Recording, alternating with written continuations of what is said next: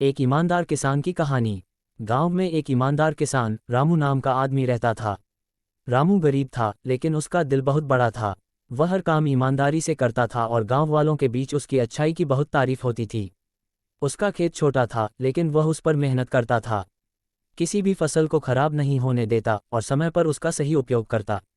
गांव में उसे सब आदर से देखते थे, क्योंकि वह कभी किसी को धोखा नहीं देता था और हमेशा सच्चाई का पालन करता था। एक दिन रामू अपने खेत पर काम कर रहा था जब पुलिस की एक गाड़ी गांव में आई। पुलिस वाले गांव वालों से कुछ पूछताछ कर रहे थे और अचानक रामू के पास पहुंचे।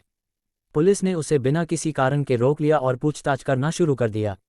रामू थोड़ा हैरान हुआ, लेकिन उसने शांतिपूर्वक पुलिस वालों से पूछा, क्या बात है सर, क्या गलती हुई है? पुलिस वाले बोले, तुम्हारे खेत के पास कुछ संदिग्ध वस्तुएं मिली हैं।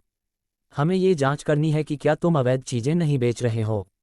रामू की आंखों में शंका और गुस्सा आ गया, लेकिन उसने अपनी नीयत को साफ रखने की कसम खाई थी। वह पुलिस वालों के साथ अपनी जमीन पर गया और दिखाया कि उसका खेत पूरी तरह से साफ है।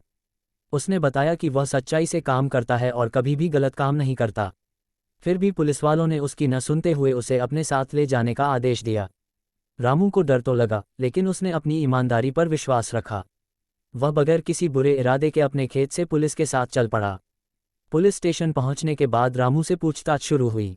पुलिस अधिकारी ने उसे कहा, तुम्हारे पास बहुत सारी जमीन है, फिर भी तुम इतने गरीब क्यों हो? रामू ने सिर झुकाकर कहा, सर, मैं अपनी मेहनत से जीता हूँ। जमीन की सच्चाई से काम करता हूँ और जो भी फसल उगाता हूँ उसे सही तरीके से बेचता हूँ। मेरे पास ज़्यादा पैसे नहीं हैं, क्योंकि मैंने कभी किसी की मेहनत चुराई नहीं। पुलिस अधिकारी उसकी बातों